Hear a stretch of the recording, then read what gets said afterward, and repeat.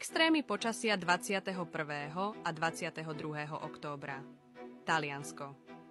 Silné dažde spôsobili rozsiahle a ničivé záplavy v regióne Kalábria. Ostrov Ischia zasiahla silná búrka a vyvolala bleskové povodne. Španielsko. Mesto Gisona zasiahli prívalové lejaky, po ktorých zostala celá oblasť pod vodou. Turecko. Vo vyššie položených oblastiach napadol skorý sneh, čo viedlo ku kalamitám. Spojené arabské emiráty. Výdatné dažde zasiahli východnú časť krajiny, Irán. Prvý jesenný sneh v provincii Ardabil, India.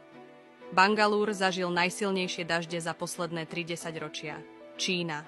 Pobrežie provincií Liaoning a Hebei bolo záplavené vysokým prílivom. Chladné počasie so snežením zasiahlo tibetskú oblasť a mesto Taiyuan, Indonézia. Silný dážď v regentstve Bone Bolango v provincii Gorontalo spôsobil bleskové záplavy, Filipíny. Tropická búrka Trami zasiahla ostrov Luzon a spôsobila záplavy a zosuvy pôdy, USA. Rozsiahle lesné požiare v dôsledku sucha v Connecticute. Silná búrka zasiahla mesto Kocebu na Aliaške a spôsobila záplavy a značné škody. Mexiko. Tropická búrka Nadine spôsobila v štáte Chiapas zosuvy pôdy a záplavy. Peru. Ulice mesta Huancayo boli zaplavené po silnom daždi. Čile. Silný nárazový vietor spôsobil vážne škody v Punta Arenas. Južná Afrika. Provincia Eastern Cape zažila výrazné záplavy po silných dažďoch.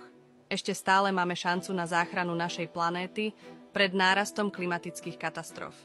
Využíme ju a podporme vybudovanie jednotného vedeckého centra na riešenie klimatickej krízy.